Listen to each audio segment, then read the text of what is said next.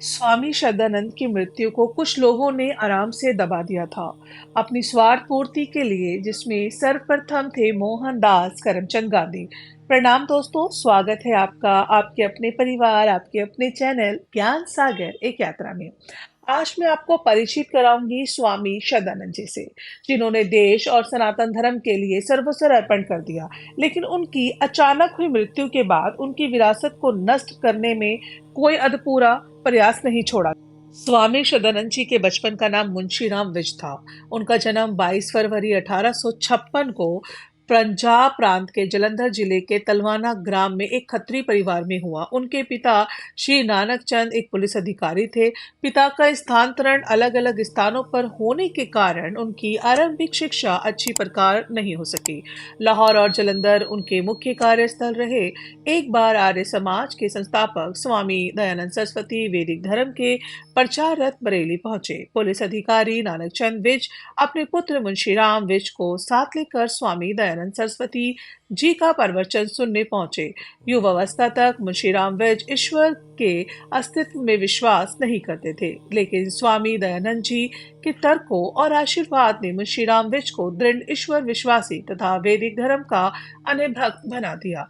वह एक सफल वकील बने तथा काफी नाम और प्रसिद्धि प्राप्त की। वकालत के साथ आर्य समाज जलंधर के जिला अध्यक्ष के पद से उनका सार्वजनिक जीवन प्रारंभ हुआ। आर्य समाज में वे बहुत ही सक्रिय रहते थे। महर्षि दयानंद के महाप्रयाण के बाद उन्होंने स्वयं को स्वदेश, स्वसंस्कृति, स्वभाषा, स्वसमाज, स्वशिक्षा, स्वनारी, नारी कल्याण, दलितोत्थान, स्वदेशी प्रचार, वेदोत्थान, पाखंड खंडन, अंधविश्वास उन्मूलन और धर्मोत्थान के कार्य को आगे बढ़ाने में पूर्णतः समर्पित कर दिया। गुरुकुल कांगड़ी की स्थापना, अछूतों द्वारा शुद्धि, संदर्भ प्रचार, पत्रिका द्वारा धर्म प्रचार, सत्य धर्म के आधार पर साहित्य रचना, वेद पढ़ने व पढ़ाने व्यवस्था करना, धर्म के पथ पर अड़िग रहना, आर्य भाषा के प्रचार तथा उसे जीवों को प्रजन भाषा बनाने का सफल प्रयास, आर्य जाति की उन्नति के लिए हर प्रकार से प्रयास करना आदि ऐसे कार्य हैं जिनके फलस्वरूप स्वामी शरदानंद अनंत काल के लिए अमर हो गए।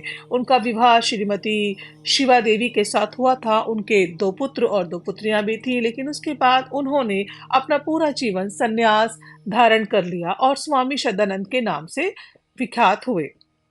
एक बार सन 1901 में मुंशीराम विज ने अंग्रेजों द्वारा जारी शिक्षा पद्धति के साथ के स्थान पर वैदिक धर्म तथा भारतीयता की शिक्षा देने वाले संस्थान गुरुकुल की स्थापना की। हरिद्वार के कांगड़ी गांव में गुरुकुल विश्वविद्यालय खोला गया। इस समय यह मानदा विश्वविद्यालय है, जिसका नाम गुरुकुल कांगड़ी विश्वविद्यालय है। गांधी जी उन दिनों अफ्रीका में संघर्ष थे।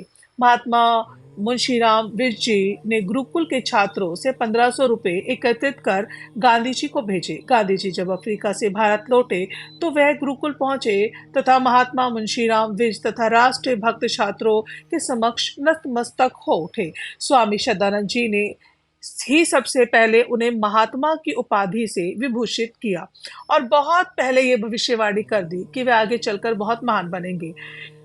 उन्होंने स्वतंत्रता आंदोलन में बढ़ चढ़कर भाग लिया, गरीबों और दीन दुखियों के उद्धार के लिए काम किया, स्त्री शिक्षा का प्रचार किया। सन 1919 में स्वामी जी ने दिल्ली में जामा मस्जिद के क्षेत्र में आयोजित एक विशाल सभा में वेदों का तथा भारत की संविधानता के लिए प्रत्येक नागरिक को पांथिक मतभेद भुलाकर एकजुट होने का आह्वान किया और वहां से वेदों के मंत्र उच्चारण भी किए।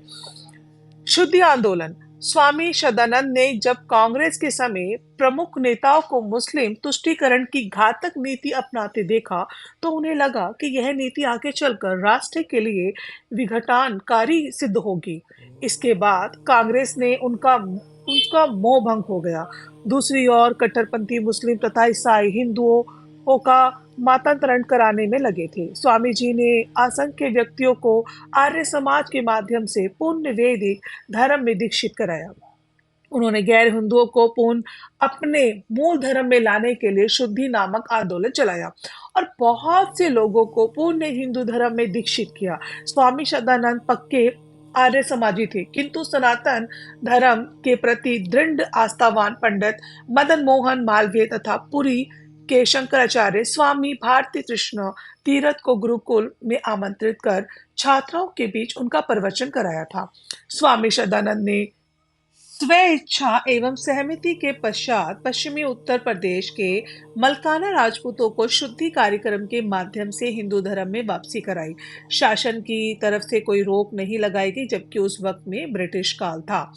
23 दिसंबर 1926 को नया बाजार स्थित उनके निवास स्थान पर अब्दुल रशीद नामक एक उन्मादी धर्म चर्चा के बहाने उनके कक्ष में प्रवेश करके गोली मारकर इस महान विभूति की हत्या कर दी। उसे बाद में फांसी की सजा हुई। उनकी हत्या के 2 दिन बाद अर्थात 25 दिसंबर 1926 को गुवाहाटी में आयोजित कांग्रेस के अधिवेशन में जारी शोक प्रस्ताव में जो कुछ हुआ वह सब करने वाला था।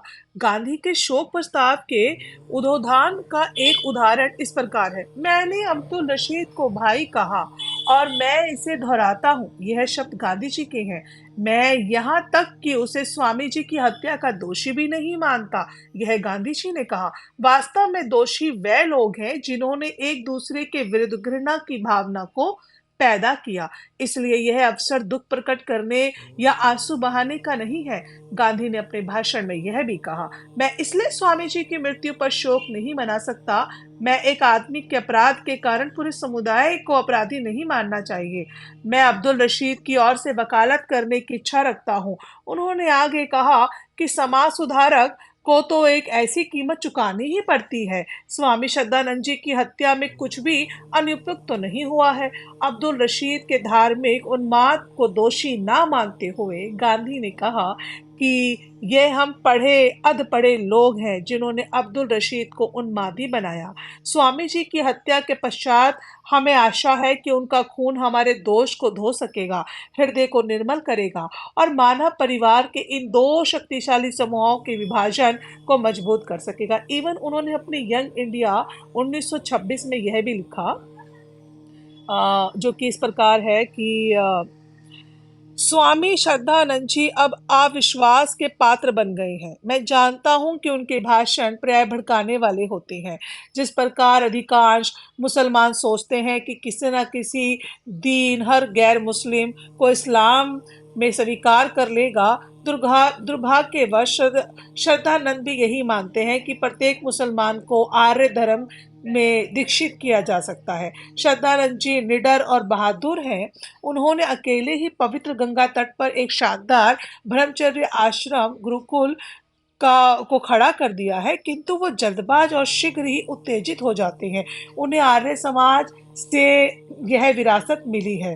तो गांधी जी को लगने लगा था कि श्रद्धानंद जी उनकी राह का रोड़ा बन रहे हैं, इसलिए गांधी जी ने उस हत्यारे का बचाव किया और उसकी वकालत की। जबकि भीमराव अंबेडकर कहते हैं कि उनके कार्य को मैं जो है प्रमुख मानता हूँ। वह कहते थे कि स्वामी सदानंद अछूतों के महानतम और सबसे अच्छे हितैषी थे। तो ऐसा क्या हुआ कि सदानंद जी सबको प्यारे थे, सबकी आंखों के तारे थे, वही कुछ लोगों की आंखों में खटकने लगे। दरअसल उनका शुद्धि आंदोलन काफी प्रचलित होने लगा था, जिसके विरोधी इस्लामिक और क्रिश्चियन ही नहीं बल्कि कुछ हिंदू भी थे, जिसमें सबसे अग्रणी थे मोहनदास करमचंद गांधी। जब मलकाना के राजपूतों ने घर वापसी की तो यह देखकर जो गांधी जी थे वह कुपित हो गए और तभी उन्होंने यंग इंडिया में यह सब लिखा जो मैंने आपको अभी तक बताया। तो आइए अब जानते हैं विस्तार से कि ऐसा क्या हुआ कि यह सब लोग इतना डर गए।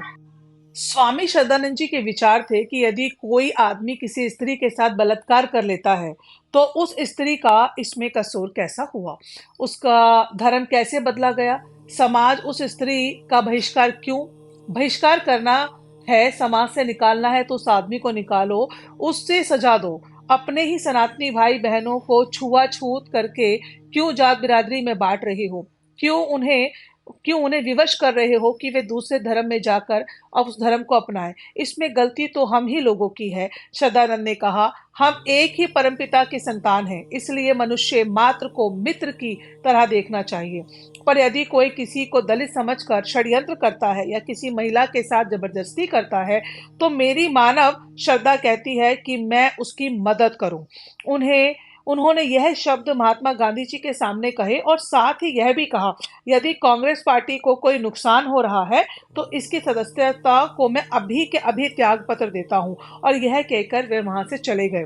उनका यह भी कहना था समाज के लोगों से कि मंदिर की बाहर की सड़कों पर मुस्लिम क्रिश्चियन चल सकते हैं, लेकिन हमारा हिंदू दलित भाई नहीं चल सकता। यह अन्याय है। हम किस प्रकार के लोग हैं और क्या कर रहे हैं? अन्याय है।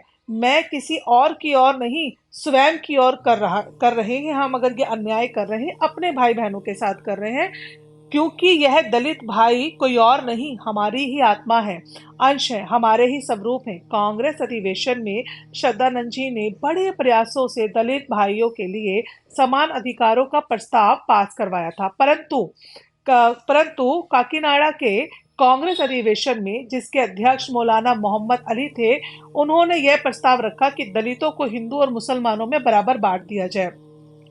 श्रद्धानंद जी ने कहा यह कैसी मानसिकता है? दलित भाई आदिकाल से वैदिक है और वैदिक ही रहेंगे। ये यहीं खाएंगे, हमारे साथ पिएंगे, हमारे साथ मरेंगे, हमारे साथ जिएंगे, यहीं पूजा पाठ करेंगे। श्रद्धानंद जी ने एक पत्र में महात्मा गांधी जी को पत्र लिखा और कहा कि कृपया कांग्रेस कमेटी के सभी सभा सदस्यों को जो सेवक रखने के आदी हैं, उनसे कहा जाए कि दलित भाई बहनों को ही अपने घर में सेवा के लिए रखें, और जो ऐसा ना कर सके उन्हें सामाजिक जीवन में रहने का अधिकार ना समझा जाए। उस वक्त वहां बैठे सभी लोगों ने गांधी जी के सामने आलोचना की इस बात की और श्रद्धानंद जी को भला बुरा बोला। तो किसी ने प्रशंसा भी की और बोला कि श्रद्धानंद जी पहले आदमी हैं जिन्होंने अछूतों को दलित कहकर पुकारा है और उनके लिए लड़ाई लड़ रहे हैं। दिल्ली में दंगे हुए, उसके बाद बहुत ज्यादा हिंदू मुसलमानों के दंगे हुए जो कि रुकने का नाम ही नहीं ले रहे थे।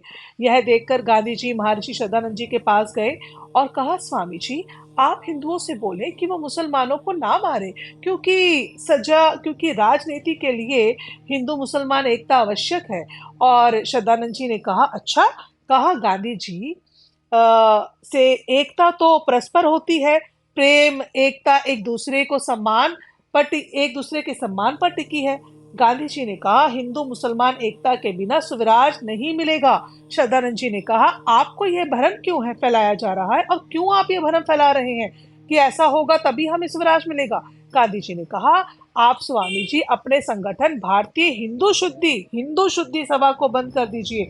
श्रद्धानंद जी ने कहा, ठीक है, यदि आप चाहते हैं कि मैं बंद कर दूं, तो इतना ही अधिकार पूर्वक आप मुसलमानों से यह कह पाएंगे कि वह भी जबरदस्ती हिंदुओं का धर्म परिवर्तन ना कराए। इस पर गांधी जी चुप हो गए और कहा कि स्वामी जी, हमें तो आपका सहयोग चाहिए। श्रद्धानंद जी ने भी कहा, मैंने तो हमेशा आपका सहयोग किया है। जब आप साउथ अफ्रीका में आंदोलन चला रहे थे, तब हमने और हमारे गुरुकुल के बच्चों ने सर पर मट्टी ढोकर आपके लिए पैसे भेजे थे। बच्चों ने दूध तक, घी तक नहीं खाना छोड़ दिया था। हमने हर कदम पर आपका सहयोग किया है, लेकिन हमारी भोली जनता को डरा धमकाकर जबरदस्ती धर्म परिवर्तन करवाया जा रहा है। दलितों की बेटियां उठा के ले जा रहे हैं, उनका शोषण कर रहे हैं, उनसे मुसलमान निकाह कर रहे हैं। गांधी जी, और आप कहते हैं कि हम चुप रहे, किंतु आज आवश्यकता है इस बात की कि देश की बहुसंख्यक जनता की भावनाओं को भी समझा जाए। और यह सब सुनकर गांधी जी वहां से चुपचाप चले गए और श्रद्धानंद जी समझ गए कि अब षड्यंत्र रचे जाएंगे, हिंदू मुसलमान दंगे करवाए जाएंगे। यह राजनीति के जहरीले सांप देश में अशांति फैलाकर अपनी रोटियां सेकेंगे। धर्म मजहब की आड़ में कुछ लोग सिर्फ राजनीति कर रहे हैं। इन्हें देश तथा इस देश में रहने वाले लोगों की भावना और दुख दर्द से कुछ लेना देना नहीं है। और समाचार मिलता है कि गांधी जी अनशन पर बैठ गए हैं। श्रद्धानंद जी एक गहरी सांस लेते हैं और कहते हैं मुझे शक्ति दो ईश्वर कि इन षड्यंत्रों से मैं अपने देश और देश की बेटियों को बचा सकूं, अपने दलित भाइयों को बचा सकूं, मानव दिल में एक दूसरे के लिए प्रेम की भावना जगा सकूं, हर मुसलमान को ये बता सकूं कि तुम भी हमारे भाई हो, हम भी तुम्हारे भाई हैं, हमारा भी ईश्वर एक है, हम सब एक हैं और ये गंदी राजनीति मेरे देश को बर्बाद कर देगी।